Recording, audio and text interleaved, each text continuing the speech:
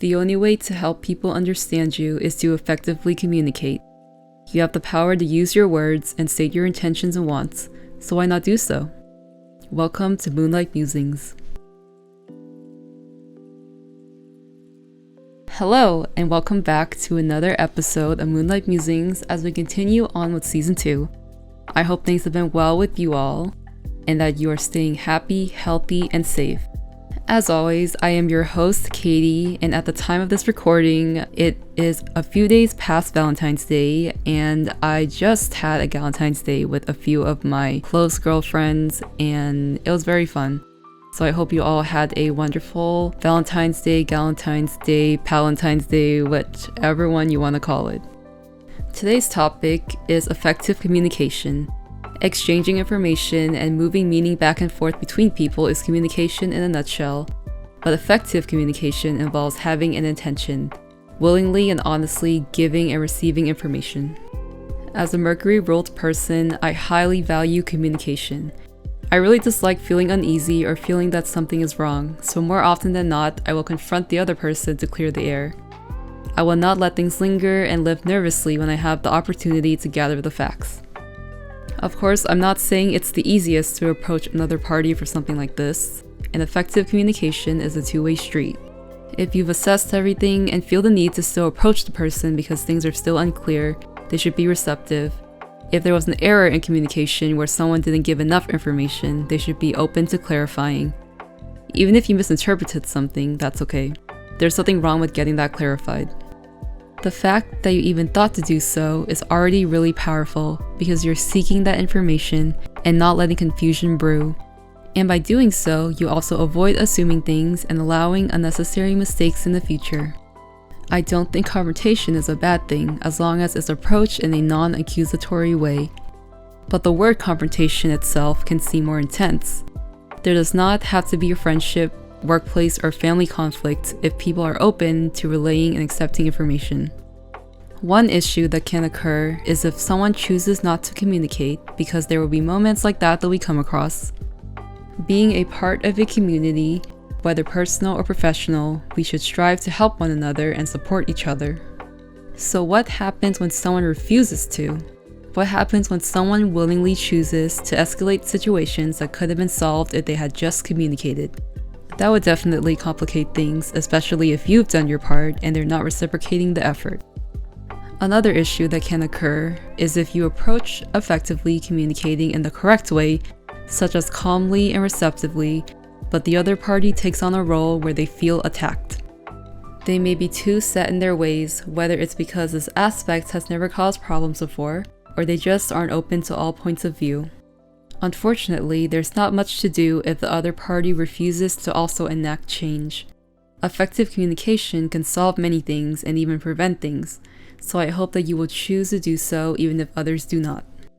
I know it can be difficult dealing with this and even losing relationships because of this, but you do not need indirectness in your life.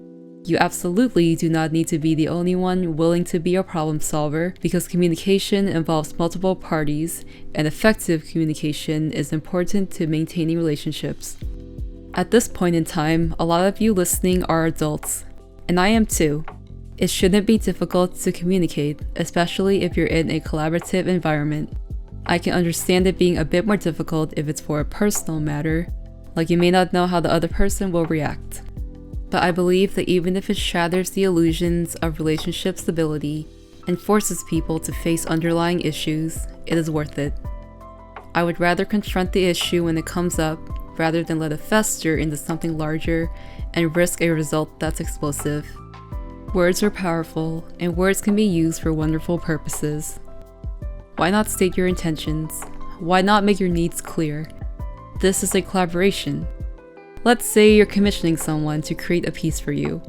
Of course, you want to give them as much information as they require in order for them to make the piece as close to the image that you have of it. Let's say you're making friends. Of course, you want to set boundaries and ensure that those people respect your boundaries. The power of voicing things, of typing things out, or writing things on paper can set everyone on a much clearer path. We do not need to be assuming things that could easily be made clear. We do not need to be going through situations or tasks not knowing exactly what we're supposed to do if there are expectations placed upon us. But how do we effectively communicate in the first place? First, we need to apply active listening. Make sure that you're giving the other person your attention and absorbing the information that they're giving you firsthand. Be sure to hear them out completely before you interject with your own thoughts. And if you really want to solidify everything, make sure you're giving cues that you're engaged, like nodding or briefly affirming verbally. Then, we need to communicate clearly and as straightforward as possible. It can be difficult to find the right words at times to accurately relay what you're feeling, but do so to the best of your ability. It's better to head straight into the matter rather than tiptoeing around and not addressing it directly. You want to be upfront as much as possible so there are no potential misinterpretations. Be sure to be understanding towards others. Understand where someone is coming from and hear out their side of things. Other people may perceive something in a different way than you did, so acknowledge their feelings and be open to their point of view. Also, do not be afraid to ask questions if something is not clear. If you're uncertain on a little detail, need additional information to do a better job next time, or anything else, it does not hurt to ask for clarification. And in this way, all the pieces will be laid out for you. And in turn, be open to receiving feedback. If this is the first time, you'll be minimizing any errors as much as possible. If this is a second go, now you have new information to apply in the future. I honestly believe that people should be helping other people as much as they can, so be appreciative and constructive with your feedback. If things do happen to get heated, stay calm and collected. We do not want to have outbursts and make the situation worse than it may be. I always believe that even if the other person is not doing their part, at least you gave it your best shot and did all that you can.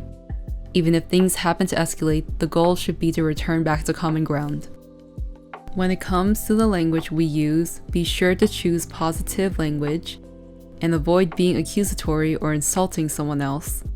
If mistakes were made, no one would want to be looked down upon because of it. They'll have learned nothing if that were to be the case. It's also best to not exacerbate the issues at hand and instead focus on solutions instead. Yes, address the issue, but do not keep beating the other person down or attacking their character. And this may be more of a personal opinion, but I think knowing who you're speaking to and examining the situation can be helpful when choosing how firm to be. If you've been consistently communicating and receiving nothing in return, it's okay to be more assertive. But I think that starting off softer is fine. There needs to be so much more kindness in this crazy world we live in. We are navigating towards life day by day, gathering experiences one by one. And despite having our own lives to worry about, we have to recognize that other people also have things going on in their own lives. As we are the main characters of our own lives, others are the main characters of theirs too. We all have worries, needs, wants, hopes, dreams, and so on. So why not lessen the load and be as open as possible to others? Life does not need to be harder than it already is. We should be kinder towards others and communicate when we need to, because words hold that weight and words can go a long way. Strengthening communication skills is an ongoing process, and we won't get it right all the time, as many factors can go into play. But consistently applying our skills can be extremely beneficial to deepening our relationships and making our days go by easier. As I mentioned earlier, communication is a two-way street, and it requires all parties to be effective.